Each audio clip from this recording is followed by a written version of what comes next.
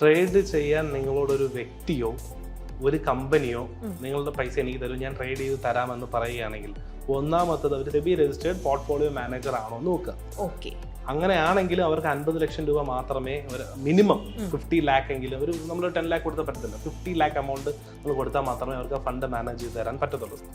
ഒരു വ്യക്തിയാണ്, നിങ്ങൾക്ക് അറിയാവുന്ന ഒരാളാണ്, എനിക്ക് പൈസ ഞാൻ ട്രേഡ് ചെയ്ത് റിട്ടേൺ തരാമെന്ന് പറയുകയാണെങ്കിൽ ഒന്ന് കൊടുക്കാതിരിക്കുക. രണ്ട്, നിങ്ങൾക്ക് കൊടുത്തേ പറ്റുമെന്ന് നിർബന്ധമാണെങ്കിൽ ഹ്യൂജ് റിട്ടേൺ ആണ് പറയുന്നതെങ്കിൽ കൊടുക്കാതിരിക്കും. പെട്ടെന്ന് പൈസ ഉണ്ടാക്കാം, ഗെറ്റ് റിച്ച് ക്വിക്ക്, അതിനെയാണ് എല്ലാവരും സ്റ്റോക്ക് മാർക്കറ്റ് എന്ന് പറഞ്ഞ് കാണുന്നത്. അത് തന്നെയാണ് ഇതിന്റെ ഏറ്റവും വലിയ പ്രശ്നവും. 1 ലക്ഷം രൂപയുടെ 10,000 ഞാൻ പ്രോഫിറ്റ് മേക്ക് ചെയ്തു.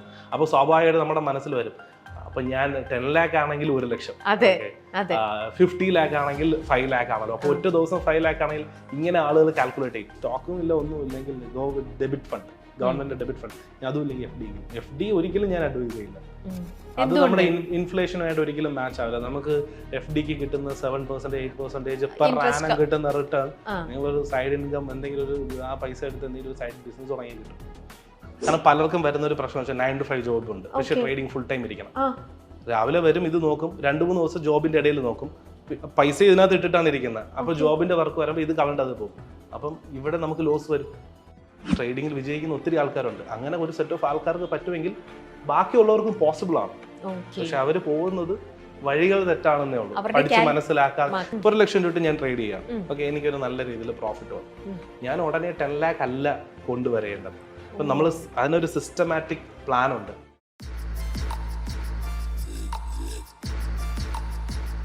നമസ്കാരം. മൈൽസ്റ്റോൺ മേക്കേഴ്സിന്റെ എല്ലാ പ്രേക്ഷകർക്കും സംതിങ് സ്പെഷ്യലിന്റെ മറ്റൊരു എപ്പിസോഡിലേക്ക് സ്വാഗതം. ഇന്നത്തെ എൻ്റെ കൂടെ സംതിങ് സ്പെഷ്യലിൽ ഇരിക്കുന്നത് ശ്രീ ബിലാലാണ്. ബിലാൽ എങ്ങനെ നമുക്ക് സ്പെഷ്യൽ ആവുന്നു, നമുക്ക് അദ്ദേഹത്തോട് തന്നെ ചോദിക്കാം, അല്ലേ? ബിലാൽ വളരെ സക്സസ്ഫുൾ ആയിട്ട് ട്രേഡിങ്ങിൽ ഒരു 10-11 കൊല്ലമായിട്ട് വളരെ ആക്റ്റീവായിട്ട് നിൽക്കുന്ന ഒരാളാണ്. ട്രേഡിങ്ങിനെ കുറിച്ച് അതിൻ്റെ പോസിറ്റീവ് സൈഡും നെഗറ്റീവ് സൈഡും കുറച്ച് ലൈഫിൽ തന്നെയും സ്വന്തം എക്സ്പീരിയൻസിൽ തന്നെ പല അപ്പ് ആൻഡ് ഡൗൺ സിറ്റുവേഷനിലൂടെ പലതും അതിനെക്കുറിച്ച് മനസ്സിലാക്കി ഇന്നിപ്പോൾ വളരെ സക്സസ്ഫുൾ ആയിട്ട് ടച്ച് വുഡ് നല്ല രീതിയിൽ പോയിക്കൊണ്ടിരിക്കുന്നു. നമ്മുടെ സൊസൈറ്റിയിൽ നമ്മൾ ഇന്നിപ്പോൾ കാണുന്ന ഈ ഒരു ജനറേഷനിലുള്ള എല്ലാവരും പെട്ടെന്ന് പൈസ ഉണ്ടാക്കാം ട്രേഡിങ്ങിൽ. ഇതാണ് ആൾക്കാർക്ക് ഒരു സ്റ്റോക്ക് മാർക്കറ്റ് എന്ന് പറയുമ്പോഴത്തേക്ക് അധികം വേർക്കണ്ട, ശരീരം അനങ്ങണ്ട, ഈസി ആയിട്ട് പൈസ ഉണ്ടാക്കാം, ഇങ്ങനത്തെ ഒക്കെ ഓരോ കാഴ്ചപ്പാടാണ്. ബിലാൽ പറയൂ, ശരിക്കും എന്താണ് ഈ ട്രേഡിങ്?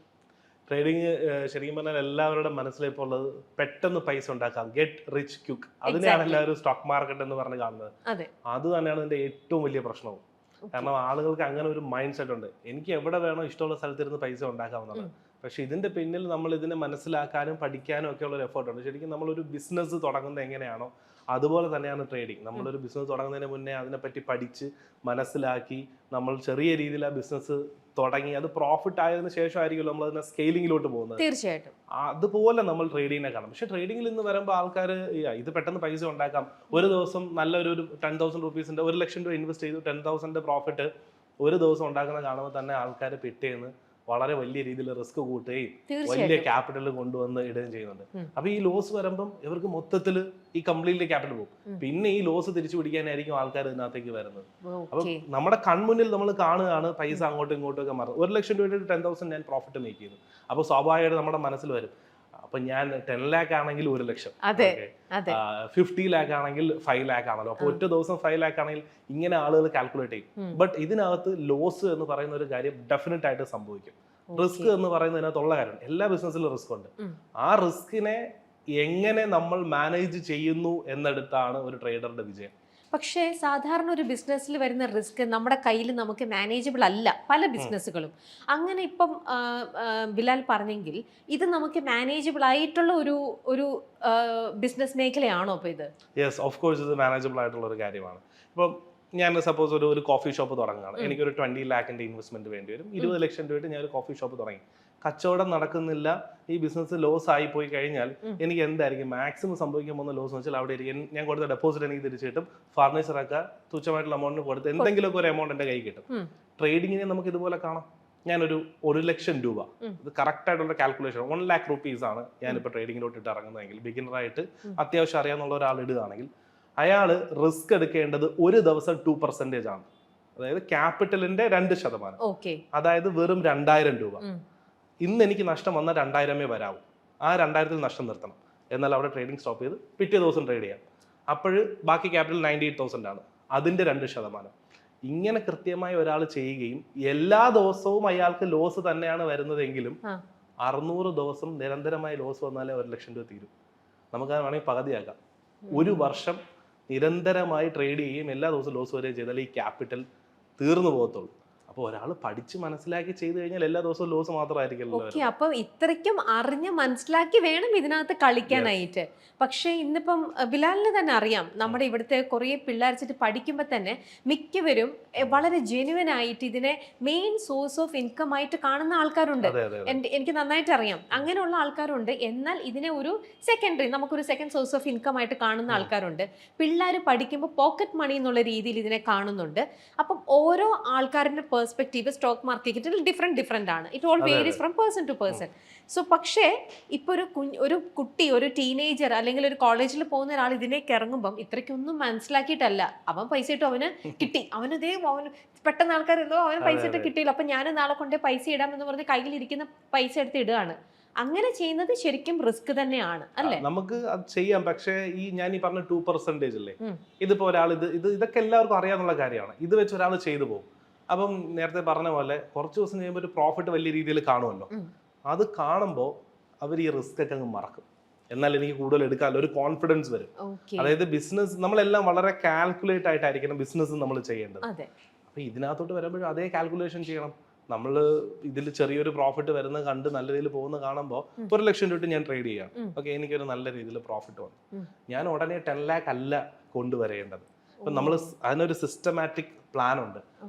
ട്രേഡിങ് നമ്മൾ അത്യാവശ്യം ബേസിക് കാര്യങ്ങളൊക്കെ, വളരെ കുഞ്ഞു കാര്യങ്ങളൊക്കെ കാരണം ട്രേഡ് ചെയ്യാൻ വരുന്ന ഒരാൾ മാക്സിമം ക്യാപിറ്റൽ 50,000 ആയിരിക്കണം. മാക്സിമം. അതിന് മുകളിൽ 1 രൂപ കൂട്ടരുത്. അത് 10,000 ആയിരുന്നാലും കുഴപ്പമില്ല, 5,000 ആയിരുന്നാലും കുഴപ്പമില്ല. നമ്മുടെ കയ്യിൽ എത്ര രൂപ ഉണ്ടെങ്കിലും കുഴപ്പമില്ല.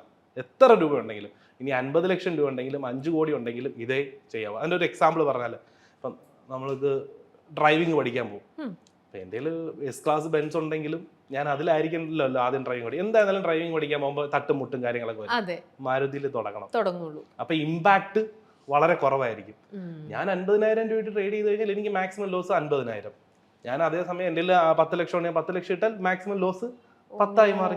ഞാനിത് ഈ 50,000 ഇട്ട് ഒരാള് നിരന്തരമായി പഠിച്ച് മനസ്സിലാക്കി ട്രേഡ് ചെയ്ത് വരുമ്പോൾ അയാൾക്ക് മനസ്സിലാകും അയാളുടെ പ്രശ്നങ്ങൾ എവിടെയാണെന്ന്. ചിലപ്പോൾ ഇതേപോലെ റിസ്ക് എടുക്കാനുള്ള ഇത് വരുമ്പോൾ ഒരു പേടിയായിരിക്കും. ചിലപ്പോൾ ഈ പറഞ്ഞ പോലെ പ്രോഫിറ്റ് കാണുമ്പോൾ അവർ പിന്നെയും കൂടുതലാക്കുമായിരിക്കും. അല്ലെങ്കിൽ ഇതിന്റെ സ്ട്രാറ്റജീസ് ഐഡന്റിഫൈ ചെയ്യാനുള്ള പല ബുദ്ധിമുട്ടുകൾ കാണും. ഇപ്പൊ നമ്മൾ ആദ്യം ഡ്രൈവിംഗ് ഒക്കെ ചെയ്യുമ്പോൾ നമ്മൾ അല്ലെങ്കിൽ ഒരു ബിസിനസ് ചെയ്യുമ്പോഴൊക്കെ നമ്മൾ ചെയ്തല്ലേ പഠിക്കുന്നത്. അപ്പോൾ അവിടെ ഉണ്ടാകുന്ന ഇമ്പാക്ട് കോസ്റ്റ് കുറവാക്കുക. 50,000 രൂപ ഇട്ടു, എനിക്ക് അത്യാവശ്യം പ്രോഫിറ്റ് വന്നു. ഒരു 3-4 മാസം ഞാൻ നിരന്തരമായി ചെയ്തു, എനിക്ക് മനസ്സിലായി പ്രോഫിറ്റ് വരികയാണ്. 50,000 ഞാൻ 1 ലക്ഷം രൂപയാക്കുക. അത് വെച്ചൊരു 2-3 മാസം ചെയ്യാം. മാക്സിമം ഒരു 3 months, 1 to 3 months. ഈ 3 മാസം 1 ലക്ഷം രൂപ എനിക്കൊരു 10% മേക്ക് ചെയ്യാൻ പറ്റും. പോട്ടെ, ഒരു 5% എനിക്ക് പ്രോഫിറ്റ് 3 മാസം കൊണ്ട് മേക്ക് ചെയ്യാൻ കഴിയുമെങ്കിൽ ആ 1 ലക്ഷത്തിന് 2 ലക്ഷം ആക്കുക. അങ്ങനെ നമ്മൾ ഗ്രോ ചെയ്ത് പോകുക. അപ്പം ഏകദേശം എത്ര നാള് നമ്മളെ തന്നെ ഇങ്ങനെ ട്രെയിൻ ചെയ്യണം എന്നാണ് ബിലാലിന്റെ അഭിപ്രായം? ട്രേഡിംഗ് എന്ന് പറയുന്നത് ഇറ്റ്സ് എവർ ലേണിംഗ് പ്രോസസ് ആണ്. അപ്പൊ ഞാൻ പലരെയും കണ്ടിട്ടുണ്ട്, ഒരു 2 വർഷമൊക്കെ നല്ല രീതിയിൽ ട്രേഡ് ചെയ്തുകൊണ്ടിരിക്കുന്ന ആൾക്കാർ പെട്ടെന്ന് ക്യാപിറ്റലൊക്കെ വലിയ രീതിയിൽ ഇൻക്രീസ് ചെയ്തിട്ട് ലോസിലോട്ട് പോകുന്നത്. അപ്പം ഒരാൾക്ക് വിജയിക്കാൻ എത്ര സമയം എടുക്കുമെന്ന് ചോദിച്ചു കഴിഞ്ഞാൽ ഓൺ ആൻ ആവറേജ് നമുക്ക് പറയാം 1 വർഷം നിരന്തരമായ പരിശ്രമം ഉണ്ടെങ്കിൽ നമുക്ക് ചെയ്തു പോകാനായിട്ട് പറ്റും. ഇതേ സമയം 5-6 മാസം കൊണ്ട് സക്സസ് ആയ ആൾക്കാരെ ഞാൻ കണ്ടിട്ടുണ്ട്. പക്ഷെ 1 വർഷമാണ് അവർ നമുക്ക് പഠിച്ച് മനസ്സിലാക്കി ക്യാപിറ്റലൊക്കെ മാനേജ് ചെയ്ത് കൊണ്ടുപോകാൻ വേണ്ടി വരുന്നത്. അപ്പൊ ഇതിനകത്തും ഒരു ലക്ക് ഫാക്ടറിനെ കാണുന്നുണ്ടോ? ലക്ക് എന്ന് പറയുമ്പോൾ നമ്മൾ കറക്റ്റായിട്ട് ചെയ്തു കഴിഞ്ഞാൽ നമുക്ക് വിജയിക്കാനായിട്ട് പറ്റുമെന്നുള്ളതാണ്. ഇപ്പൊ ബിസിനസ്സും അതുപോലെയാണല്ലോ. നമ്മളിപ്പോ വെൽ പ്ലാൻ ചെയ്ത് മാർക്കറ്റിംഗ് സ്ട്രാറ്റജീസ് നല്ല രീതിയിൽ ചെയ്ത് സെയിൽസ് ചെയ്ത് ബട്ട് അവിടെയും പല സിറ്റുവേഷൻസ് കൊണ്ട് പരാജയപ്പെട്ടു പോകാം. പക്ഷെ എന്തുകൊണ്ട് ഞാൻ പരാജയപ്പെട്ടു എന്ന് മനസ്സിലാക്കി അതിനെ നമുക്ക് റിസോൾവ് ചെയ്ത് മുന്നോട്ട് പോകാൻ പറ്റും. ഇതിനകത്ത് ട്രേഡിങ്ങിൽ വിജയിക്കുന്ന ഒത്തിരി ആൾക്കാരുണ്ട്. അങ്ങനെ ഒരു സെറ്റ് ഓഫ് ആൾക്കാർക്ക് പറ്റുമെങ്കിൽ ബാക്കിയുള്ളവർക്കും പോസിബിൾ ആണ്. പക്ഷെ അവര് പോകുന്നത് വഴികൾ തെറ്റാണെന്നേ ഉള്ളൂ, പഠിച്ച് മനസ്സിലാക്കാതെ. ഇന്നത്തെ കാലത്ത് നമുക്ക് ഇന്റർനെറ്റ് ഉണ്ട്, നമുക്ക് 1 രൂപ ചെലവാക്കാതെ പഠിക്കാൻ പറ്റും. YouTube, ChatGPT, lot of platform free ആയിട്ട് പഠിക്കാൻ പറ്റും. പക്ഷേ ഈ പഠിച്ച കാര്യങ്ങൾ ഡിസിപ്ലിനോടുകൂടി ഇംപ്ലിമെന്റ് ചെയ്ത് കഴിഞ്ഞാൽ നമുക്ക് വിജയിക്കാൻ പറ്റും. ഓക്കെ. അപ്പോൾ ഏതൊരു ബിസിനസ്സിലേക്കും ഇറങ്ങണം എന്നുണ്ടെങ്കിൽ അവിടെ ഒരു പ്രീ പ്ലാനിങ് ആവശ്യമാണ്. എങ്കിൽ മാത്രമേ നമുക്ക് ആ ഒരു ബിസിനസ്സിൽ സക്സസ്ഫുൾ ആവാൻ പറ്റുള്ളൂ. ഇതും ഒരു ബിസിനസ് മേഖലയായി എന്നുള്ളതിൽ ഇതിലേക്ക് ഇറങ്ങുമ്പോൾ ആ വ്യക്തിക്കും എന്തെങ്കിലും ഒരു പ്രീ പ്ലാൻസ് ശരിക്കും വേണോ? ഡെഫിനറ്റ് ആയിട്ടും വേണം. ആണോ? ആദ്യം സ്വയം തിരിച്ചറിയണം. ഓക്കെ. അതായത് ഞാൻ എന്റെ ഫുൾ ടൈം ആയിട്ട് ട്രേഡിങ്ങിനെ കാണാൻ ആഗ്രഹിക്കുന്ന ഒരാളാണ്. ഓക്കെ, ഞാൻ ഫുൾ ടൈം ആയിട്ട് കാണാൻ ആഗ്രഹിക്കുന്ന ഒരാളാണ്. അങ്ങനെയാണെങ്കിൽ എനിക്ക് ഇതിന് ടൈം സ്പെൻഡ് ചെയ്യാനുണ്ടോ? 9 to 5 ജോബ് ചെയ്യുന്ന ഒരാൾക്ക് ഫുൾ ടൈം ഇതിനെ എടുക്കാനായിട്ട് കഴിയില്ല. അപ്പം ആ ആളുടെ സ്റ്റോക്ക് മാർക്കറ്റിൽ പാർട്ടിസിപ്പേറ്റ് ചെയ്യണമെങ്കിൽ അയാൾ പാസീവായിട്ട് ഇതിനെ കാണണം. ഓക്കെ. അങ്ങനെ കാണുന്ന ആൾക്കാർ ഇതിനെ അപ്രോച്ച് ചെയ്യേണ്ട രീതിയും സെക്കൻഡറി ഫേസ് ആയിട്ട് ഇതിനെ കാണുകയാണെങ്കിലും രണ്ടും രണ്ട് രീതിയിലാണ്. അതെ അതെ. കാരണം പലർക്കും വരുന്ന ഒരു പ്രശ്നം വെച്ചാൽ 9 to 5 ജോബ് ഉണ്ട്, പക്ഷെ ട്രേഡിംഗ് ഫുൾ ടൈം ഇരിക്കണം. രാവിലെ വരും, ഇത് നോക്കും, 2-3 ദിവസം ജോബിന്റെ ഇടയിൽ നോക്കും, പൈസ ഇതിനകത്ത് ഇട്ടിട്ടാണ് ഇരിക്കുന്നത്. അപ്പൊ ജോബിന്റെ വർക്ക് വരുമ്പോൾ ഇത് കളണ്ടത് പോകും. അപ്പം ഇവിടെ നമുക്ക് ലോസ് വരും. അപ്പം 9 to 5 ജോബ് ഉള്ള ഒരാൾ അല്ലെങ്കിൽ ഫുൾ ടൈം മാർക്കറ്റ് ഫോക്കസ് ചെയ്യാൻ കഴിയാത്ത ഒരാൾ, അയാൾ ഒരു എയിം വേണം. ഞാനിത് ലോങ് ടേം വെൽത്ത് ജനറേഷന് വേണ്ടിയാണോ ചെയ്യുന്നത്, അതൊരു സൈഡ് ഇൻകത്തിനാണ്. ഓക്കെ, സൈഡ് ഇൻകം ആണെങ്കിൽ മാർക്കറ്റ് ഇല്ലാത്ത സമയത്ത് അദ്ദേഹം ഫ്രീ ആവുന്ന സമയത്ത് ഇതിനെപ്പറ്റി എന്താണ് ട്രേഡിങ്, ഏത് സ്റ്റോക്ക് മേടിക്കാം, എപ്പോൾ വിൽക്കാം എന്നുള്ള പ്ലാൻ എല്ലാം ചെയ്തിട്ട് നമുക്ക് ഇന്ന് ആഫ്റ്റർ മാർക്കറ്റ് ഓർഡർ പ്ലേസ് ചെയ്യാം. അത് മാർക്കറ്റ് രാവിലെ 9:15 മുതൽ 3:30 വരെ ഉള്ളൂ. പക്ഷേ ഞാനിപ്പോൾ എല്ലാം പ്ലാൻ ചെയ്ത് വെച്ചു. എനിക്ക് മനസ്സിലായി ഇന്ന കമ്പനിയുടെ സ്റ്റോക്ക് ഇത്ര രൂപയിൽ നിന്ന് ഇത്ര രൂപ വരെ പോകും. ഓക്കെ, എനിക്ക് നാളേക്ക് ജോബ് ഉള്ളതാണ്, എനിക്ക് ഇന്ന് രാത്രി ഓർഡർ പ്ലേസ് ചെയ്ത് വെക്കാം. നാളെ രാവിലെ ആവുന്ന സമയത്ത് അത് ഓട്ടോമാറ്റിക്കലി പ്ലേസ് ആവും. ചിലപ്പോൾ എൻ്റെ ടാർഗറ്റ് ഹിറ്റ് ആവുന്നത് ഒരു 5 ദിവസം 6 ദിവസം കഴിയുമ്പോഴായിരിക്കും. അവിടെ എത്തുമ്പോൾ നമുക്ക് പൊസിഷൻ സെല് ചെയ്തിട്ട് മാറാനായിട്ട് പറ്റും. ഫുൾ ടൈം ഇരിക്കേണ്ട ആവശ്യമില്ല. പക്ഷേ ഈ ഒരു എയിം ആക്ടിവിറ്റി മാച്ച് ആവില്ല. ഞാൻ പലരെയും കണ്ടിട്ടുള്ളതാണ്. 9 to 5 ജോബാണ്, പക്ഷേ ട്രേഡിംഗ് ഫുൾ ടൈം വേണമെന്ന് പറഞ്ഞിരിക്കും. ഇതിന്റെ ഇടയിൽ ഇതിരുന്ന് നോക്കി കൊണ്ടുപോകും. പക്ഷെ അതിന് നമുക്ക് കൺസിസ്റ്റൻസി കൊടുക്കാൻ പറ്റില്ല. ഓക്കെ, അതൊക്കെ ശരിക്കും ഇതിനെ കുറിച്ച് മനസ്സിലാക്കാതെ ചെയ്യുന്നത് കൊണ്ടാണ് അല്ലേ? കാരണം ഓരോരുത്തർക്കും ഓരോ രീതിയിൽ അപ്രോച്ച് ചെയ്യാൻ പറ്റും. 9 to 5 ജോബ് ചെയ്യുന്ന ഒരാൾക്ക് അല്ലെങ്കിൽ ഫുൾ ടൈം നോക്കാൻ പറ്റാത്ത ഒരാൾക്ക് ആ രീതിയിൽ ട്രേഡ് ചെയ്യാനുള്ള ഓപ്പർച്യൂണിറ്റി, ആ രീതിയിൽ മാർക്കറ്റിനെ കാണണം. പക്ഷെ അങ്ങനെ നമുക്ക് ഈ സ്റ്റോക്ക് മാർക്കറ്റിംഗ് എന്ന് പറയുമ്പോൾ നമ്മൾ ഫുൾ ടൈം തന്നെ, നമ്മളിപ്പോൾ ചിലരെ നോക്കിക്കഴിഞ്ഞാൽ അങ്കിൾമാരൊക്കെയാണ് ഇത് ചെയ്യുന്നുണ്ടെങ്കിൽ ഫുൾ ടൈം TV ഓൺ ആയിരിക്കും. യങ്സ്റ്റേഴ്സ് ആണെങ്കിൽ ഫുൾ ടൈം മൊബൈലിലായിരിക്കും അവർ നിൽക്കുക. പക്ഷേ ഇതിലിങ്ങനെ ഫുൾ ടൈം നമ്മൾ നോക്കിയിരുന്നാൽ മാത്രമല്ല ഇതിന്റെ വേരിയേഷൻസ് നമുക്ക് അറിയാൻ പറ്റുള്ളൂ. ഫുൾ ടൈം ട്രേഡിങ്ങിനെ കാണുന്ന ആൾക്കാർക്കൊക്കെയാണ്. ഒരു പാസീവ് ഇൻകം ആയിട്ട് കാണുന്ന ആൾക്കാർ അങ്ങനെ നോക്കിക്കഴിഞ്ഞാൽ അവരുടെ എക്സിസ്റ്റിംഗ് ആക്ടിവിറ്റിയും അത് അഫക്ട് ചെയ്യും, ട്രേഡിങ്ങിനെയും ശരിക്കും അത് അഫക്ട് ചെയ്യും. അത് ഞങ്ങൾ ഒത്തിരി ആൾക്കാർ അങ്ങനെ കണ്ടിട്ട് അഫക്ട് ചെയ്യും. അപ്പൊ അങ്ങനെയുള്ള ആളുകൾ ഇതിനൊരു പാസീവായിട്ട് കാണുന്ന രീതിയിൽ സ്റ്റോക്കുകൾ വാങ്ങിക്കുകയും വിൽക്കുകയും ആ രീതിയിൽ അപ്രോച്ച് ചെയ്യുകയും ചെയ്യണം. ഓക്കെ, അപ്പോൾ ഇതിനകത്ത് പ്രീ പ്ലാനിങ് ശരിക്കും വേണം. യെസ്. അതുപോലെ തന്നെ എത്ര ക്യാപിറ്റൽ ഞാൻ കൊണ്ടുവരുന്നു, ഞാൻ എത്ര പ്രോഫിറ്റ് ഉണ്ടാക്കിയാൽ മാത്രമേ എൻ്റെ ക്യാപിറ്റൽ ഞാൻ ഇൻക്രീസ് ചെയ്യൂ. നേരത്തെ പറഞ്ഞ പോലെ 50,000. ഓക്കെ, ഞാൻ ഒരു 5% പ്രോഫിറ്റ് ഉണ്ടാക്കിയാൽ ഉടനെ നമ്മൾ 1 ലക്ഷത്തിലോട്ട് ക്യാപിറ്റൽ ഇൻക്രീസ് ചെയ്യരുത്. 3 മാസം ഞാൻ നിരന്തരമായി ട്രേഡ് ചെയ്തു, 5% എനിക്ക് മേക്ക് ചെയ്യാൻ പറ്റി, അത് അവിടെ ഉണ്ട്, 5% അവിടെ ഉണ്ട്. ഓക്കെ, എന്നാൽ അടുത്ത ക്വാർട്ടറിൽ നമുക്ക് 1 lakh ആക്കാം. ആ ഒരു ക്വാർട്ടറിൽ ഞാൻ ട്രേഡ് ചെയ്തു, ഒരു 5%, ജസ്റ്റ് ഒരു 5% മേക്ക് ചെയ്തു. അതിന് നമ്മൾ ആ ഒരു 5% പ്രോഫിറ്റ് മേക്ക് ചെയ്തിട്ട് സ്റ്റോപ്പ് ചെയ്തിരിക്കുന്നല്ല, പിന്നെയും ചെയ്യുന്നു. ഓക്കെ, അപ്പോൾ നമുക്കത് പൈസ ഉണ്ടാക്കാനും ഉണ്ടാക്കിയ പൈസയെ നിലനിർത്താനും നമുക്കറിയാം എന്ന് നമ്മൾ സ്വയം ആ ഒരു പ്ലാനാണത്. ദെൻ ആ 1 lakhന് 2 lakh ആക്കാം. അങ്ങനെ പോകും. ഒരു 5 lakh കഴിഞ്ഞാൽ പിന്നെ എല്ലാ മാസവും ക്യാപിറ്റലിന്റെ 30% മാത്രമേ ഇൻക്രീസ് ചെയ്യാവൂ. അതും നമ്മൾ എല്ലാ മാസവും 5% പ്രോഫിറ്റ് മേക്ക് ചെയ്യുന്നുണ്ടെങ്കിൽ. ഇതും നേരത്തെ പറഞ്ഞ 2% റൂളും ഫോളോ ചെയ്ത് കഴിഞ്ഞാൽ ലോസ് സംഭവിക്കാം. ഒന്നും അറിഞ്ഞുകൂടാതെ ഒന്നും പഠിക്കാത്ത ഒരാൾ ചെയ്താലും ലോസ് സംഭവിക്കാം. പക്ഷെ 1 ലക്ഷത്തിന് മുകളിൽ നഷ്ടം വരുന്നില്ലല്ലോ. ഭയങ്കര പേഷ്യൻസ് വേണം അല്ലേ? കയ്യിൽ കാശുള്ളവൻ കളിക്കാനിരിക്കുവാണെങ്കിൽ അവൻ എങ്ങനെയെങ്കിലും ഇത് ഇരട്ടിയാക്കണമെന്നല്ലേ എല്ലാവരുടെയും ഒരു ഇത്. പക്ഷെ ഇത്രയും വളരെ ബ്രില്യന്റ് ആയിട്ടും വളരെ പേഷ്യന്റ് ആയിട്ടും ഇതിനെ കണ്ടു കഴിഞ്ഞാൽ മാത്രമാണ് ഇതിലൊരു ലൈഫ് ഉണ്ടാവുള്ളൂ. ബിലാൽ ഇപ്പൊ ഒരു 11 years ആയിട്ട് ചെയ്യുന്നുണ്ട് ട്രേഡിംഗ്, വളരെ സക്സസ്ഫുൾ ആയിട്ട് പോയിക്കൊണ്ടിരിക്കുന്നു. ഇത്രയും നല്ല രീതിയിൽ വളരെ കോൺഫിഡൻസോട് കൂടിയിട്ടാണ് ബിലാൽ ഇന്നിപ്പോ പറയുന്നത്. ബിലാൽ ഇപ്പൊ എങ്ങനെയാണ്, ഇപ്പൊ ബിലാലിന്റെ മെയിൻ സോഴ്സ് ഓഫ് ഇൻകം ആണോ ഇത്? ബിലാൽ എങ്ങനെയാണ് ഇതിനിപ്പോ കാണുന്നത്? ഞാൻ ആക്ച്വലി സ്റ്റാർട്ട് ചെയ്ത ട്രേഡിംഗ് എന്ന് പറയുന്ന മേഖലയിൽ കൂടെയാണ് സ്റ്റാർട്ട് ചെയ്തത്. ആൻഡ് ലേറ്റർ ഫാർമ സെക്ടറിലോട്ട് എൻ്റർ ആയി. And now we sold the company. ആ കമ്പനി സെയിൽ ചെയ്തു. ആൻഡ് ഇതിൻ്റെ ഇടയ്ക്ക് തന്നെ ട്രേഡിംഗ് നല്ല രീതിയിൽ സക്സസ് ആയി പോകുന്ന സമയത്ത് തന്നെ റിയൽ എസ്റ്റേറ്റ് മേഖലയിലുണ്ടായിരുന്നു. റിയൽ എസ്റ്റേറ്റ് ഇപ്പോൾ Mumbai and now in Trivandrum നമ്മൾ റിയൽ എസ്റ്റേറ്റ് ചെയ്യുന്നത്. Real estate corporate real estate ആണ്. അതായത് നമ്മൾ ലാൻഡ് കളക്ട് ചെയ്ത് ബിൽഡേഴ്സിന് അല്ലെങ്കിൽ ജോയിന്റ് വെഞ്ചർ പ്രോജക്ട്സിന് വേണ്ടി നമ്മൾ ലാൻഡ് പർച്ചേസ് ചെയ്ത് ഞങ്ങൾ തന്നെ JV ആയിട്ട് ചെയ്യുന്ന project real estate and construction. Recent we started construction. Okay. അപ്പം മെയിൻ സോഴ്സ് ഓഫ് പിന്നെ ട്രേഡിംഗ് ഉണ്ട്. ട്രേഡിംഗ് ഇപ്പോഴും ഓൺ ഗോയിങ് ആയിട്ട് പോകുന്നുണ്ട്. നമ്മൾ ചെയ്യുന്ന ട്രേഡിംഗ് പബ്ലിക്കിൽ നിന്ന് ഫണ്ട് കളക്ട് ചെയ്തിട്ടല്ല, നമ്മുടെ ഓൺ ഇൻവെസ്റ്റ്മെന്റ് ഓൺ ഫണ്ട് ഉപയോഗിച്ച് ഞാൻ ട്രേഡ് ചെയ്തു. And now we have A group of people. ഞങ്ങൾ ഒരുമിച്ചിരുന്നാണ് ട്രേഡ് ചെയ്യുന്നത്. ഫണ്ട്, അതായത് എൻ്റെ ഫണ്ട് മാനേജ് ചെയ്യാൻ ഒരു ഗ്രൂപ്പ് ഓഫ് പീപ്പിളും അണ്ടർ മൈ ഡയറക്ഷനിൽ അവർ ചെയ്തു പോകുന്നുണ്ട്. ആൻഡ് ഈ ഫണ്ട് യൂസ് ചെയ്ത് ഞാൻ ബാക്കി ബിസിനസ്സിൽ ഇൻവെസ്റ്റ് ചെയ്തു. ആൻഡ് ഇപ്പോൾ അവിടെ നിന്ന് വരുന്ന ഫണ്ട് എല്ലാം ഇതിലേക്ക് ഇങ്ങനെയാണ് പോകുന്നത്. അപ്പം സ്വന്തം ബിസിനസ്സിനകത്ത് ഫുൾ റോളിംഗ് ആണ്. അതെ അതെ അല്ലേ? Between real estate and trading. Real estate and trading. അതായത് എനിക്ക് ബാക്കി ബിസിനസ്സുകൾ, അതായത് ഈ പറയുന്ന ഫാർമയും റിയൽ എസ്റ്റേറ്റും ഇതൊക്കെ ബിൽഡ് ചെയ്തെടുക്കാനുള്ള ഒരു ക്യാപിറ്റൽ കിട്ടിയത് സ്റ്റോക്ക് മാർക്കറ്റ് എന്ന് പറയുന്ന ഒരു മേഖലയിൽ കൂടെയാണ്. നൗ മൈ കോർ ബിസിനസ് എന്ന് പറയുന്നത് റിയൽ എസ്റ്റേറ്റ് ആൻഡ് കൺസ്ട്രക്ഷൻ ആണ്. എന്താ കമ്പനിയുടെ പേര്? JBIS consultancy services. ഓക്കേ. എന്താ full? JBIS consultancy services private limited. JBIS actually ഞാൻ ആ ഒരു നൈം പ്രൈവറ്റ് ലിമിറ്റഡ് ഫേം ആയിട്ടാണ് രജിസ്റ്റർ ചെയ്തത്. അപ്പോൾ ഞാനത് കോളേജിൽ പഠിക്കുന്ന സമയത്താണ് ചെയ്തത്. I mean third year. അപ്പോൾ ആ ഒരു സമയത്ത് ഞാൻ കമ്പനിയുടെ പേര് ഒരെണ്ണം കൊടുക്കും, അവർ റിജക്ട് ചെയ്യും. അങ്ങനെ 49ാമത്തെ പേരാണിത്. ഇത് റാൻഡംലി ഇട്ട പേരാണ്, എന്തെങ്കിലും അങ്ങ് ഇട്ട പേരാണ്. And we build the brand on that. Okay. ഇനി ഞാനൊരു സെഗ്മെന്റിലേക്ക് പോവാം. ആ സെഗ്മെന്റിൽ ഓക്കെ, ഇതൊരു സെഗ്മെന്റ് ആണ്. ഇത് പൊതുവെ നമ്മുടെ സമൂഹത്തിന് പീപ്പിൾസ് ചോയ്സ് ആണ്. അപ്പോൾ അവർക്കുള്ള ഒരു ഡൗട്ടാണ്. പൊതുവെ നമ്മൾ നമ്മുടെ ഇടയിൽ കാണുന്ന പല സംശയങ്ങളാണ്. ഓക്കെ. പൊതുവെ ബാങ്കിൽ പണം ഇൻവെസ്റ്റ് ചെയ്താൽ കിട്ടുന്ന ലാഭത്തേക്കാൾ കൂടുതൽ ഷെയർ മാർക്കറ്റിൽ പണം ചിലവഴിക്കുന്നതാണെന്ന് പലരും പറയുന്നു. ഇത് ശരിയാണോ? ശരിയായിട്ടുള്ള കാര്യമാണ്, കൃത്യമായി ചെയ്യുകയാണെങ്കിൽ. ഓക്കെ. നമ്മുടെ ഈ ഇടയിലും ട്രേഡിങ്ങിന്റെ കമ്പനികൾ ഒരുപാടുണ്ടല്ലോ, പേര് പറയണ്ട. പക്ഷേ ജെനുവിൻ ആയിട്ടുള്ള കമ്പനികളുമുണ്ട്, കുറച്ച് ഈ മുമ്പേ പറഞ്ഞതുപോലെ പൈസ റോൾ ചെയ്യാൻ വേണ്ടിയിട്ട് എടുക്കുന്ന കമ്പനികളുമുണ്ട്. ഒന്ന് നമ്മുടെ ആൾക്കാർക്ക് മനസ്സിലാവുന്ന രീതിയിൽ എങ്ങനെയാണ് ഒരു കമ്പനി ജെനുവിൻ ആണോ അല്ലെങ്കിൽ ഫേക്ക് ആണോ എന്ന് നമുക്ക് മനസ്സിലാക്കി. ട്രേഡ് ചെയ്യാൻ നിങ്ങളോടൊരു വ്യക്തിയോ ഒരു കമ്പനിയോ നിങ്ങളുടെ പൈസ എനിക്ക് തരും, ഞാൻ ട്രേഡ് ചെയ്ത് തരാമെന്ന് പറയുകയാണെങ്കിൽ, ഒന്നാമത്തത് അവർ സെബി രജിസ്റ്റേർഡ് ആണോ എന്ന്, സെബി രജിസ്റ്റേർഡ് പോർട്ട്ഫോളിയോ മാനേജർ ആണോ എന്ന് നോക്കുക. ഓക്കെ.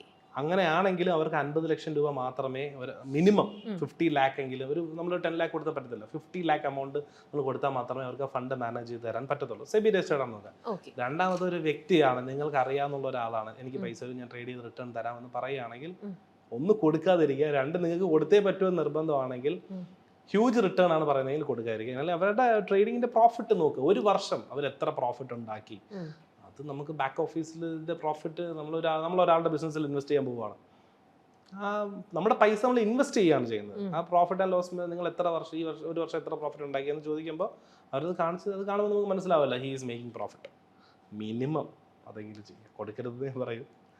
അല്ലെങ്കിൽ നിങ്ങൾ കളയാനുള്ള പൈസ ആണെങ്കിൽ കൊടുക്കുക. അതിന്റെ റീസൺ, കാരണം ഇതിന്റെ ഇടയിൽ നല്ല രീതിയിൽ ചെയ്യുന്ന ആൾക്കാരുണ്ട്. ഞാനും പുറത്ത് പൈസ എടുത്ത് തന്നെയാണ് തുടക്ക സമയത്ത് ചെയ്തുകൊണ്ടിരിക്കുന്ന ആൾക്കാരെ എനിക്കറിയാം. പക്ഷേ നമ്മൾ ജനറലൈസ് ചെയ്ത്, കാരണം എല്ലാവരും അങ്ങനെ ഫേക്ക് ആയിട്ടുള്ള ഒരുപാട് ആൾക്കാർ നമ്മുടെ കൂടെ ഉണ്ട്. അതുകൊണ്ട് നമുക്ക് സത്യം ഏതാണ് കള്ളം ഏതാണ് വേണ്ട എന്ന് പറയുന്നത്. ഓക്കെ, നമുക്കുണ്ടെങ്കിൽ നമുക്കായി എന്നുള്ള രീതിയിൽ അല്ലേ. ട്രേഡിംഗ് പഠിക്കാൻ നമ്മളെ സഹായിക്കുന്ന കുറേ കമ്പനികൾ ഇന്ന് നിലവിലുണ്ടല്ലോ. ഇതിൽ പലതും ചതിക്കുഴികൾ നിറഞ്ഞവയും ഉണ്ട്. ട്രേഡിംഗ് പഠിക്കാൻ പോയി കാശ് കൈമോശം വരാൻ സാധ്യതയുണ്ടോ? ട്രേഡിങ് പഠിക്കാൻ പോയി ഒരാൾക്ക് പൈസ നഷ്ടപ്പെടുന്നതിനേക്കാൾ ഏറ്റവും കൂടുതൽ, ഞാൻ നേരത്തെ പറഞ്ഞ പോലെ, ട്രേഡ് ചെയ്യാൻ പൈസ കൊടുക്കുന്ന ആൾക്കാർക്ക് നഷ്ടപ്പെടുന്നത്. പഠിക്കാൻ പോകുന്നത് അതൊരിക്കലും തെറ്റും. നമ്മൾ എന്തായാലും പൈസ സ്പെൻഡ് ചെയ്യുന്ന ഒരു നോളജ് പഠിക്കാനാണ്. നേരത്തെ നമുക്ക് യൂട്യൂബ് ഉണ്ട്, നമുക്ക് ഗൂഗിൾ നോക്കുന്നുണ്ട്. പക്ഷെ നമ്മളൊരു സ്ഥാപനത്തിൽ പോയി പഠിക്കുന്നത് വളരെ സ്ട്രക്ചേർഡ് ആയിട്ടുള്ള രീതിയിൽ നമുക്കത് പഠിക്കാനായിട്ട് പറ്റും. ഇനി ഒരു പക്ഷേ അവിടെ ഉണ്ടാവുന്ന ചതിക്കുഴികൾ, നമുക്ക് മാക്സിമം പോയാൽ അവിടെ നഷ്ടം പോകുന്നത് എന്താണ്? നമ്മൾ മുടക്കിയ പൈസ മാത്രമേ നമുക്ക് അവിടെ നഷ്ടം വരുന്നുള്ളൂ. നമ്മൾ കോഴ്സ് പഠിക്കാനായിട്ട് നമ്മളൊരു 10,000 അല്ലെങ്കിൽ ഒരു 25,000 കൊടുത്ത്, അതേ നമുക്ക് അവിടെ ലോസ് വരുന്നുള്ളൂ. നമ്മൾ ട്രേഡ് ചെയ്യാനാണ് കൊടുക്കുന്നതെങ്കിൽ ക്യാപിറ്റൽ അതിനനുസരിച്ച് പോകും. ഒരിക്കലും പഠിക്കാൻ, നിങ്ങളൊരു സ്ഥലത്ത് പഠിക്കാനായിട്ട് പോകുന്നു, അവർ നിങ്ങളുടെ അടുത്ത് പൈസ തരുമോ, ഞാൻ മാനേജ് ചെയ്ത് തരാമെന്ന് പറഞ്ഞു കഴിഞ്ഞാൽ കൊടുക്കരുത്. നിങ്ങൾ പഠിക്കാനായിട്ട് പൈസ കൊടുക്കുന്നു, പോകുന്നു, പഠിക്കുന്നു. നിങ്ങൾ അത്, ഞാൻ നേരത്തെ പറഞ്ഞ പോലെ, നിങ്ങൾ ആ റിസ്ക് ഇത് മാനേജ് ചെയ്ത് കഴിഞ്ഞാൽ നിങ്ങൾക്ക് വേറെ ഒരു നഷ്ടം വരില്ല. At the end of the day നഷ്ടം വരുന്നത് നിങ്ങൾ കൊടുത്ത പൈസയാണ്. അതെങ്ങനെയായിരിക്കും? ചിലപ്പോൾ അവർ പറയുന്ന സാധനം നിങ്ങൾക്ക് ഉപയോഗമില്ലാത്ത രീതിയിൽ വരും. But still you gained some knowledge. Okay. Trading അല്ലെങ്കിൽ ഷെയർ മാർക്കറ്റ് വഴി നമുക്ക് ഉണ്ടാക്കാൻ സാധിക്കുന്ന പണത്തിന് ഒരു പരിധിയുണ്ടോ? ഇല്ല. എത്ര വേണേലും ഉണ്ടാകും. നമുക്ക് എത്രത്തോളം ക്യാപിറ്റൽ ഉണ്ടോ അത്രത്തോളം നമുക്ക് ചെയ്യാം. പിന്നെ നമുക്ക് എത്രത്തോളം റിസ്ക് എടുക്കാൻ പറ്റുമോ അത്രത്തോളം നമുക്ക് മേക്ക് ചെയ്യാൻ പറ്റും. പക്ഷെ ആ റിസ്ക് എടുത്ത് നമുക്ക് റിവാർഡിന്റെ ഇപ്പുറത്ത് ആ റിസ്ക് നമ്മൾ എടുക്കുമ്പം അതുപോലെ പോകാനുമുള്ള പോസിബിലിറ്റി സാധ്യതയുണ്ട്. കൃത്യമായി പോയി കഴിഞ്ഞാൽ sky is the limit. It is possible, എത്ര വേണോ ചെയ്യാൻ പറ്റും. ഓക്കെ. ഈ ബെറ്റിംഗ് ആപ്പുകളും മറ്റും ഏതെങ്കിലും ഒരു തരത്തിൽ ട്രേഡിംഗുമായി കണക്ട് ചെയ്ത് നിൽക്കുന്നതാണോ? ബെറ്റിംഗ് ആപ്പുകളും ട്രേഡിങ്ങുമായിട്ട് യാതൊരു വിധ ബന്ധവുമില്ല. പക്ഷെ ഇത് അൺനോൺ ആയിട്ട് ആൾക്കാർ അറിയാം, ഇതിനെ കണക്റ്റഡ് ആവാറുണ്ട് പലപ്പോഴും. ഇതിൽ നിന്ന് പൈസ പോയി ഷെയർ മാർക്കറ്റ് പോലെയാണെന്ന് ഇങ്ങനെ കണക്ട് ചെയ്ത് വരാറുണ്ട്. അപ്പൊ ഇത് രണ്ടും തമ്മിൽ ഒരു ബന്ധവുമില്ല. നമ്മൾ ട്രേഡിംഗ് ചെയ്യാനായിട്ട് പോവുകയാണെങ്കിൽ ഇന്ത്യൻ മാർക്കറ്റിൽ ഇത് ഗവൺമെന്റ് കൺട്രോൾ ചെയ്യുന്ന, ഇന്ത്യൻ ഗവൺമെന്റ് RBI പോലെ SEBI, securities and exchange board of India control ചെയ്യുന്ന ബോർഡിന്റെ കീഴിൽ വരുന്ന ഇതിൽ കൂടെയാണ് നമ്മൾ ചെയ്യുന്നത്. ആൻഡ് നമ്മൾ മേടിക്കുന്ന കമ്പനീസിന്റെ ഷെയർ ടോപ്പ് കമ്പനീസ് ആയിരിക്കും. ബ്രോക്കേഴ്സ് എന്ന് വെച്ചാൽ ഗവൺമെന്റുമായിട്ട് രജിസ്റ്റർ ചെയ്തിരിക്കുന്ന ബ്രോക്കേഴ്സ് ആയിരിക്കും. ഇനി അതിലും പേടിയുള്ളവർക്ക് ബാങ്കുമായിട്ട് HDFC ബാങ്കിൽ ബ്രോക്കിംഗ് ഉണ്ടല്ലോ, അതുവഴി ചെയ്യാനായിട്ട് പറ്റും. ബെറ്റിങ്ങിൻ്റെതും ഇതുമായിട്ട് യാതൊരു ബന്ധമില്ല. ബട്ട് സ്റ്റിൽ അത് ആ ഒരു അറിയാത്ത ആൾക്കാർക്ക് ഇത് തമ്മിൽ പരസ്പരം കണക്ട് ചെയ്യാറുണ്ട്. അതെ, അത് കണക്റ്റഡ് ആണെന്നാണ് പലരും വിചാരിക്കുന്നത്. ഒരിക്കലും ഒരു ബന്ധമില്ല. അല്ല. ഓക്കെ. ട്രേഡിംഗ് എന്നത് ഒരു ബിസിനസ് തന്നെയാണോ? നമ്മൾ പറഞ്ഞു കഴിഞ്ഞു. അതെ, അല്ലേ? ബിസിനസ് തന്നെ. ആ ആറ്റിറ്റ്യൂഡും ആ മൈൻഡ് സെറ്റും ഇല്ല എങ്കിൽ നിങ്ങൾ whether part time or full time, part time ആയിട്ട് ഒരു ബിസിനസ് ചെയ്യുന്നു അല്ലെങ്കിൽ ഫുൾ ടൈം ആയിട്ട് കൊണ്ടുപോകുന്നു, ആ ആറ്റിറ്റ്യൂഡ് ഉണ്ടെങ്കിൽ വിജയിക്കാൻ പറ്റും. ശരിക്കും സീരിയസ് ആയിട്ട് തന്നെ നമ്മൾ കാണണം. സൈഡ് ബിസിനസ് ആയിട്ട് കണ്ടാൽ പോലും ഇതിനെ ഇതിൻ്റെതായിട്ടുള്ള സീരിയസ് ആയിട്ട് നമ്മൾ കാണണം, അല്ലേ? ഓക്കെ. ലാഭമുണ്ടായപ്പോൾ നല്ല ലാഭമുണ്ടായി, പക്ഷേ നഷ്ടം വന്നപ്പോൾ നേടിയ ലാഭത്തിന്റെ 5 ഇരട്ടി നഷ്ടമുണ്ടായി. ഇത്രയും വലിയ റിസ്ക് എങ്ങനെ ഓവർകം ചെയ്യാൻ നമുക്ക് സാധിക്കും? നമ്മൾ ആദ്യം പറഞ്ഞ റിസ്ക് 2% റിസ്ക്, അത് കൃത്യമായി ഒരാൾ ഫോളോ ചെയ്ത് പോയാൽ മതി. ഞാൻ ആദ്യം പറഞ്ഞതുപോലെ ക്യാപിറ്റൽ കൃത്യമായി കൂട്ടിയാൽ മതി. നിങ്ങൾ എത്ര പ്രോഫിറ്റ് ഉണ്ടാക്കിയാലും, എത്ര പ്രോഫിറ്റ് എനിക്ക് വന്നാലും ഞാൻ ഇങ്ങനെ ക്യാപിറ്റൽ കൂട്ടും. 50,000 1 2 ആക്കും, 2 4 ആക്കും. ഓക്കെ, അത് 3 മാസം കൂടുമ്പോൾ അതും ഞാൻ 3 മാസം ആകുമ്പോൾ പ്രോഫിറ്റിൽ നിൽക്കുകയാണെങ്കിൽ 5 ലക്ഷം കഴിഞ്ഞ് കഴിഞ്ഞാൽ പിന്നെ എല്ലാ മാസവും പ്രോഫിറ്റ് ആണെങ്കിൽ മാക്സിമം ക്യാപിറ്റൽ 30%. ഇതൊരാൾ ഫോളോ ചെയ്താൽ മതി. അപ്പൊ ഇങ്ങനെ ചെയ്യുമ്പോൾ പ്രോഫിറ്റ് അല്ല, നിരന്തരം നമുക്ക് ഫസ്റ്റ് ടൈമും സെക്കൻഡ് ടൈമും തേർഡ് ടൈമും നഷ്ടത്തിൽ തന്നെ പോയി വെക്കുക. അപ്പോഴും ഈ സെയിം 2% തന്നെയാണോ നമ്മൾ ചെയ്യുന്നത്? അതേ 2% നിർത്തിയാൽ മതി. അങ്ങനെ അപ്പോൾ നമുക്ക് 2%, നമുക്ക് 1 ലക്ഷം ക്യാപിറ്റൽ 2% ലോസ് വന്നു, ബാക്കി 98,000 അല്ലേ, അതിന്റെ 2% അപ്പോഴും ലോസ് വന്നു, അപ്പൊ ബാക്കി 96 സംതിങ് വരും, അതിന്റെ 2% പിറ്റേ ദിവസം എടുക്കുക. അങ്ങനെ നമ്മൾ കൊണ്ടുപോയാൽ മതി. പക്ഷെ അന്നേരം നമ്മൾ കളിക്കണം, അപ്പോഴും നമ്മൾ ചെയ്യണം. ബിക്കോസ് റിസ്ക് ഇതിന്റെ ഒരു പാർട്ടാണ് റിസ്ക്. ലോസ് ഇപ്പം ഞാൻ ഇന്നൊരു ഷോപ്പ് തുടങ്ങി, ഇന്ന് എന്റെ എക്സ്പെൻസ് കൂടുതലായിരിക്കും, ഇന്ന് എനിക്ക് കിട്ടിയ സെയിൽസും ഇന്നത്തെ എക്സ്പെൻസ് കമ്പാരിറ്റീവ്ലി നോക്കുമ്പോൾ ലോസ് ആയിരിക്കും. എന്ന് വെച്ചാൽ എനിക്ക് കട കൂട്ടി പോകാൻ പറ്റൂ, ഐ ഷുഡ് ബി ദെയർ. പക്ഷേ ഒരു 6 മാസം 1 വർഷം ഞാൻ നിരന്തരമായി ചെയ്യുന്നു, എന്നിട്ട് എൻ്റെ ബിസിനസ് ലോസ് ആണ്, പിന്നെ എനിക്ക് ഷട്ടിടാം. അതുപോലെയാണ്. അപ്പം ഇങ്ങനെ ചെയ്യുമ്പോൾ നമ്മൾ ഒരു 6 മാസം ഒരാൾ കൃത്യമായി ട്രേഡ് ചെയ്തിട്ട് ഇത്രയും ലോസ് വന്നു കഴിഞ്ഞാൽ അയാൾക്ക് അറിയാമല്ലോ, നോക്കല്ലേ എന്തുകൊണ്ട് എനിക്ക് ലോസ് വന്നു, എനിക്ക് നല്ല സ്റ്റോക്ക് സെലക്ട് ചെയ്യാൻ അറിയാത്തതാണോ, ഗ്രീഡ് ആണോ, എനിക്ക് എൻട്രി എടുക്കാൻ മേടിക്കാൻ അറിയാത്തത് കൊണ്ടാണോ, എവിടെ വിറ്റിട്ട് പോകണമെന്ന് എനിക്ക് അറിഞ്ഞുകൂടാത്തതാണ്. പ്രശ്നം ഐഡന്റിഫൈ ആയല്ലോ, പിന്നെ പ്രശ്നത്തിന് സൊല്യൂഷൻ കണ്ടെത്തിയാൽ മതി. ഇനി ഇതൊന്നും പറ്റില്ല, ഇത്രയും ചെയ്യട്ടെ, എനിക്കിത് പറ്റുന്നില്ല, എന്നെ കൊണ്ട് പറ്റില്ല എന്ന് തോന്നി കഴിഞ്ഞാൽ അവിടെ നമുക്ക് സ്റ്റോപ്പ് ചെയ്യാം. 50,000 നിർത്താമല്ലോ നമുക്ക്. അതെ, അപ്പൊ നിരന്തരമായിട്ട് ഇങ്ങനെ ഒരാൾക്കൊരു ലോസ് വരണം എന്നുണ്ടെങ്കിൽ അദ്ദേഹം കണ്ടിന്യൂ ചെയ്ത് പോകുന്ന ആ ഒരു സ്ട്രാറ്റജിയിൽ എവിടെയോ മിസ്റ്റേക്ക് ഉണ്ട്, അല്ലേ? അല്ലാതെ ഒരു കമ്പനിയുടെ ഇതുകൊണ്ടോ അല്ലെ നമ്മുടെ ഒരു ലെഗ് ഫാക്ടർ കൊണ്ടോ അല്ല, നമ്മൾ ചെയ്യുന്ന രീതിയിലെ മിസ്റ്റേക്ക് ആണ്. Okay, very good. സാധാരണക്കാരായ യുവാക്കളോട് പലരും ഉപദേശിക്കുന്ന ഒരു കാര്യമാണ് ഉള്ള കാശുകൊണ്ട് കുറച്ച് സ്ഥലം വാങ്ങിച്ചിടുകയോ സ്വർണം വാങ്ങിക്കുകയോ ചെയ്യുക. ഇത് ഫിനാൻഷ്യൽ സെക്യൂരിറ്റിക്ക് സൂട്ടായ ഒന്നാണോ? ഇപ്പം ഞാൻ രണ്ടും ചെയ്യുന്നുണ്ട്, റിയൽ എസ്റ്റേറ്റ് ചെയ്യുന്നുണ്ട്, സ്റ്റോക്കും ചെയ്യുന്നുണ്ട്. എനിക്ക് നല്ല രീതിയിൽ അറിയാം. റിയൽ എസ്റ്റേറ്റിൽ നമ്മളൊരു 5 സെന്റ് സ്ഥലം എവിടെയെങ്കിലും വാങ്ങിച്ചിട്ട് കഴിഞ്ഞാൽ അതിന്റെ ഒരു അപ്രീസിയേഷൻ വരുന്നതിന് ഒത്തിരി ടൈം എടുക്കും. ഞങ്ങൾ ചെയ്യുന്നത് 20 സെന്റ് 50 സെന്റ് 1 ഏക്കർ ഇതിനെല്ലാത്തിനും കളക്റ്റീവായിട്ട് ഒരു 5 ഏക്കർ 10 ഏക്കർ ആയിട്ടാണ് നമ്മൾ ചെയ്യുന്നത്. That is profitable. കാരണം ലാൻഡ് പലതായിട്ട് കളക്ട് ചെയ്ത് ഒരുമിച്ചാക്കി അതിനെ നമ്മൾ ലാൻഡ് ഡെവലപ്പ് ചെയ്ത് കുറഞ്ഞ റേറ്റിന് എടുത്തിട്ട് നമ്മൾ അതിനെ നല്ല മാർജിനിലാണ് കൊടുക്കുന്നത്. പക്ഷെ അല്ലാതെ ഒരു സാധാരണ ആൾ ഇൻവെസ്റ്റ് ചെയ്യാൻ വരുമ്പോൾ ആ ലാൻഡ് അപ്രീസിയേഷൻ വെച്ച് നോക്കുമ്പോൾ അപൂർവമായിട്ട് മാത്രമേ നമുക്ക് അതിന് ഭയങ്കര പ്രോഫിറ്റ് കിട്ടിയെന്ന് പറയാൻ പറ്റത്തുള്ളൂ. അപ്പോൾ അത് മാറി വരണം. അതായത് നിങ്ങൾ സ്റ്റോക്കിലേക്ക് ഇൻവെസ്റ്റ്, ഗോൾഡ് നല്ല രീതിയാണ്. ഗോൾഡ് തന്നെ നമുക്ക് ETF ഉണ്ട്, എക്സ്ചേഞ്ച് ട്രേഡഡ് ഫണ്ട് ഉണ്ട്. അതായത് 100 രൂപയ്ക്ക് നമുക്ക് മേടിക്കാം, ഓൺലൈൻ വഴി ഡിമാറ്റ് അക്കൗണ്ട് വഴി നമുക്ക് മേടിക്കാം. ആ ഒരു രീതിയിലോട്ട് വരണം. അങ്ങനെ നമ്മൾ ചെയ്യുമ്പോൾ മാത്രമേ നമുക്ക് ഗ്രോത്ത് ഉണ്ടാവത്തുള്ളൂ. നമ്മൾ ഇൻവെസ്റ്റ് ചെയ്യുന്നതിന് എത്രത്തോളം മാക്സിമം റിട്ടേൺ കിട്ടാം എന്ന് നമ്മൾ നോക്കണമല്ലോ. അതിന് റിയൽ എസ്റ്റേറ്റ് വിട്ട് ഇതുപോലുള്ള മേഖലകളിലേക്ക് നമ്മൾ ഇൻവെസ്റ്റ് ചെയ്യണം. നമ്മുടെ കുട്ടികളെയും വരുന്ന തലമുറയെയും നമ്മൾ അതിന് പ്രേരിപ്പിക്കുകയും വേണം. സ്റ്റോക്ക് ട്രേഡിംഗ്, ചിട്ടി, FD ഇത്തരത്തിലുള്ള മാർഗങ്ങളൊന്നും സ്വീകരിക്കാതെ ഏൺ ചെയ്യുന്ന പണം സേവിങ്സ് അക്കൗണ്ടിൽ മാത്രം ഇട്ട് സൂക്ഷിക്കുന്നത് അഡ്വൈസബിൾ ആയ ഒരു രീതിയാണോ? ഒരിക്കലും അഡ്വൈസബിൾ ആയിട്ടുള്ള കാര്യമല്ല. കാരണം ഒന്ന്, നമ്മൾ സേവിങ്സ് അക്കൗണ്ട് ഇൻഫ്ലേഷൻ ഉണ്ട്. ഇന്ന് എൻ്റെ കയ്യിലിരിക്കുന്ന 1 ലക്ഷം രൂപ അല്ല ഒരു 3 വർഷം കഴിയുമ്പോൾ അതിൻ്റെ വാല്യൂ. എനിക്ക് ഇന്ന് മേടിക്കാൻ പറ്റുന്ന കാര്യങ്ങളൊന്നും എനിക്ക് 3 വർഷം കഴിയുമ്പോൾ എടുക്കാൻ പറ്റത്തില്ല. അപ്പോൾ അത് സേവിങ്സ് അക്കൗണ്ടിൽ കിടക്കുന്നത് വെറും വേസ്റ്റ് ആണ്. പിന്നെ അതുപോലെ തന്നെ സേവിങ്സ് അക്കൗണ്ടിൽ കിടക്കുമ്പോൾ നമ്മളത് യൂസ് ചെയ്യും. Anyhow we will use it. അറിയാണ്ട് നമുക്കൊരു ടെൻഡൻസി വരും. നമ്മളത് യൂസ് ചെയ്യും. നമുക്ക് എപ്പോഴും നമ്മുടെ എമൗണ്ട് അറ്റ്ലീസ്റ്റ്, നിങ്ങൾക്ക് ഇനി സ്റ്റോക്കും ഇല്ല ഒന്നും ഇല്ലെങ്കിൽ go with debit fund, government debit fund. അതും ഇല്ലെങ്കിൽ FD ഒരിക്കലും ഞാൻ അഡ്വൈസ് ചെയ്യില്ല. അത് നമ്മുടെ ഇൻഫ്ലേഷനുമായിട്ട് ഒരിക്കലും മാച്ച് ആവില്ല. നമുക്ക് FDക്ക് കിട്ടുന്ന 7%, 8% പെർ ആനം കിട്ടുന്ന റിട്ടേൺ നിങ്ങളൊരു സൈഡ് ഇൻകം എന്തെങ്കിലും ഒരു ആ പൈസ എടുത്ത് എന്തെങ്കിലും ഒരു സൈഡ് ബിസിനസ് തുടങ്ങി കിട്ടും. ഓക്കെ.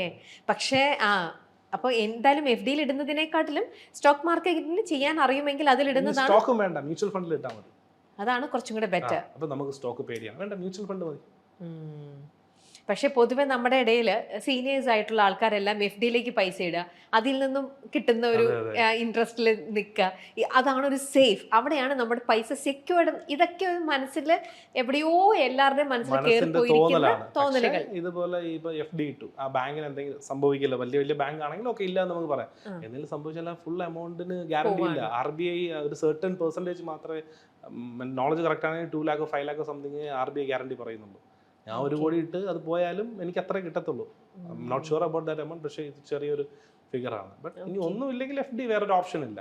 ഓക്കെ, പക്ഷെ ബെറ്റർ ദാൻ വേറെ ഓപ്ഷൻസ് ഉണ്ട്. അതെ, എന്നാലും നമ്മൾ ഈ പറയുന്ന FDയിൽ ഇരുന്ന പല സീനിയർ സിറ്റിസൺസും ട്രേഡ് ചെയ്യാനും മറ്റു കാര്യത്തിനും ബിറ്റ് കോയിൻ എന്നൊക്കെ പറയുമ്പോൾ പൈസ ആൾക്കാർക്ക് കൊണ്ട് കൊടുക്കാറുണ്ട്. അതെ, കൊടുക്കാറുണ്ട്. കാരണം അതല്ല, അത് ചതിക്കപ്പെടുകയാണ്. കാരണം ഇത്തരത്തിലുള്ള കുറേ നല്ല ബ്രാൻഡിന്റെ പേരും കമ്പനിയുടെ പേരും പറഞ്ഞിട്ട് സീനിയർ സിറ്റിസൺസ് അല്ലെങ്കിൽ റിട്ടയർഡ് ലൈഫ് ലീഡ് ചെയ്യുന്ന ആൾക്കാരെ കണ്ട് ഇങ്ങനെ പലതും, നിങ്ങളുടെ പൈസ ഞാൻ ഒരു വർഷം കൊണ്ട് ഇരട്ടിച്ച് തരാം എന്നൊക്കെ പറഞ്ഞ് ചില ആൾക്കാർക്ക് ഭയങ്കര നല്ല രീതിയിൽ സംസാരിക്കാൻ അറിയാം.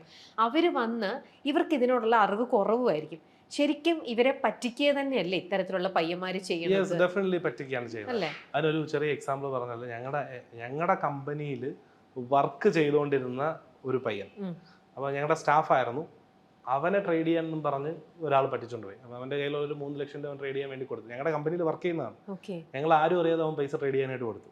അവന്റെ ഓൺ പൈസ ഗോൾഡ് ലോൺ വെച്ചിട്ട്, അമ്മയുടെ കയ്യിൽ നിന്ന് ഗോൾഡ് മേടിച്ചിട്ട് ലോൺ വെച്ചിട്ട് അവൻ കൊടുത്തു. അയാളെ പൈസ പറ്റിച്ചിട്ട് പോയി. ഇവന് മാസം റിട്ടേൺ കൊടുക്കാൻ പൈസ പറ്റിച്ചിട്ട് പോയി. അപ്പോൾ ഇവൻ സ്വന്തമായിട്ട് ഞങ്ങളോട് നിൽക്കുന്നവൻ എന്നിട്ട് ട്രേഡിങ് തുടങ്ങിയിട്ടില്ല. അവസാനം he resigned, full time trading പോയി. വളരെ റീസെൻ്റ്ലി ഇപ്പോൾ എനിക്ക് അപ്ഡേറ്റ് ചെയ്യാറുണ്ട്, ഞാൻ ട്രേഡ് ചെയ്യുന്നുണ്ട്, ഡെയിലി ഏൺ ചെയ്യുന്നുണ്ട്. അപ്പോൾ ഇത് ഒരിക്കൽ പറ്റി, ഇത് ആ പൈസ കൊടുക്കണ്ടായിരുന്നു, സ്വന്തമായിട്ട് ചെയ്താൽ മതിയായിരുന്നു. അപ്പോൾ ഞങ്ങളുടെ കൂടെ നിന്നിട്ട് പോലും ആൾക്കാർ അങ്ങനെ പറ്റിച്ച് പോകുന്നുണ്ട്. കാരണം ഈ റിട്ടേൺസ് പറയുമ്പോൾ ഞാൻ ചോദിച്ചു, എത്ര റിട്ടേൺസ്? ഐ തിങ്ക് മന്ത്ലി 20-30% ആണ് റിട്ടേൺ പറഞ്ഞത്. അതായത് ഒരു വർഷമാകുമ്പോൾ 300. ഇത് കേൾക്കുമ്പോൾ അതാണ്. പിന്നെ ആദ്യത്തെ മാസം കൊടുത്താൽ മതിയല്ലോ, ഇതിൽ നിന്ന് എടുത്താൽ കൊടുത്താൽ മതിയല്ലോ. ഓക്കെ, ശരിക്കും അത് മറ്റുള്ളവരുടെ സ്മാർട്ട്നെസ് ആണ്. അവർ അത്ര രീതിയിൽ കൺവിൻസ് ചെയ്ത ആൾക്കാരെ പറ്റിക്കാൻ പറ്റുന്നുണ്ട്. അങ്ങനെ എത്രയോ പേര് നമ്മുടെ സൊസൈറ്റിയിൽ ഇന്നിപ്പം പറ്റിക്കപ്പെട്ടു പോകുന്നു. ഒരേ ഒരു കാര്യം കൂടെ ചോദിച്ചിട്ട് ഫൈൻഡപ്പ് ചെയ്യാം. സേവിങ്സ് അക്കൗണ്ടിൽ ഇപ്പം നമ്മൾ ഈ പറഞ്ഞ ലാസ്റ്റ് ചോദ്യമായിട്ട് ലിങ്ക് ചെയ്ത് ചോദിക്കുകയാണ്. സേവിങ്സ് അക്കൗണ്ടിൽ പൈസ കിടക്കുക, ഒരു 10 ലക്ഷമോ അല്ലെങ്കിൽ ഒരു 2 ലക്ഷമെങ്കിലും, 1 ലക്ഷം കിടക്കണം എന്ന് വിചാരിക്കുക. ആൾക്കാർ ആ 1 ലക്ഷം അവിടെ കിടന്നോട്ടെ, നമുക്ക് അത് അക്കൗണ്ടിൽ ഇരിക്കും തോറും ബാങ്കിൽ നിന്ന് നമുക്ക് അത്രയും ഒരു ഇൻട്രസ്റ്റ് വീഴും. ആ സമയത്ത് ക്രെഡിറ്റ് കാർഡ് കയ്യിലുണ്ടെങ്കിൽ യൂസ് ദാറ്റ് ക്രെഡിറ്റ് കാർഡ്. അപ്പം നമുക്ക് അങ്ങനത്തെ ഒരു സംഭവം നമ്മുടെ ഇതിൽ പറയുന്നുണ്ട്. അത് ആക്ച്വലി വൈസ് ആയിട്ടുള്ള ഒരു ഡിസിഷൻ ആണ്. സേവിങ്സ് അക്കൗണ്ടിൽ പൈസ കിടപ്പുണ്ട്, നമ്മൾ വെറുതെ FD ഇട്ടൊക്കെയാണ്.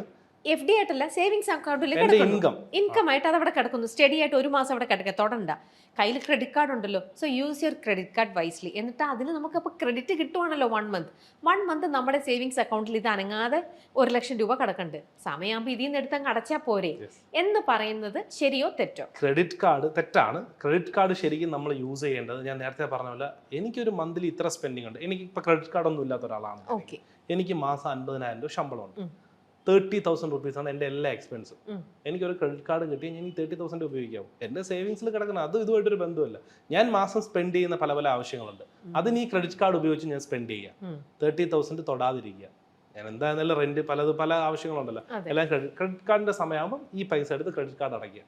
നമ്മൾ ബിയോണ്ട് ദാറ്റ്, നമ്മുടെ നേരത്തെ പറഞ്ഞ 60-20 നമ്മുടെ എക്സ്പെൻസ് വരുന്നതിന്റെ ബിയോണ്ട് നമ്മൾ ക്രെഡിറ്റ് കാർഡ് ഉണ്ടല്ലോ, കടം തന്നിട്ടുണ്ടല്ലോ, എനിക്ക് ടി വി വാങ്ങിക്കാമല്ലോ, സേവിങ്സ് കിടക്കി പിന്നെ അടയ്ക്കാമല്ലോ എന്ന് നമ്മൾ ഏത് പോയിന്റിൽ ചിന്തിച്ച് തുടങ്ങുന്നോ ആ പോയിന്റ് മുതൽ നമ്മൾ ഫിനാൻഷ്യലി പോയി തുടങ്ങുന്നത്. ചെറിയൊരു കാര്യമാണ്, പക്ഷേ ഇത് ക്രെഡിറ്റ് കാർഡ് റോളിങ്ങിലോട്ട് പൈസ എവിടെ നിന്ന് വന്നു എവിടെ പോയി എന്നുള്ള ഒരു ഐഡിയ കിട്ടത്തില്ല, കംപ്ലീറ്റ് ഇതിൻ്റെ ബാക്കിൽ നിന്ന് പോകും. പക്ഷെ ഇങ്ങനെ നമ്മൾ ഉപയോഗിച്ച് പോയി കഴിഞ്ഞാൽ നാളെ ഒരു ക്രിട്ടിക്കൽ സിറ്റുവേഷൻ വന്നു കഴിഞ്ഞാൽ നമുക്ക് പെട്ടെന്ന് എടുത്ത് യൂസ് ചെയ്യാനായിട്ട് പറ്റും ക്രെഡിറ്റ് കാർഡ്. ഇത് ഇങ്ങനെ തന്നെ മാനേജ് ചെയ്ത് പോകാം.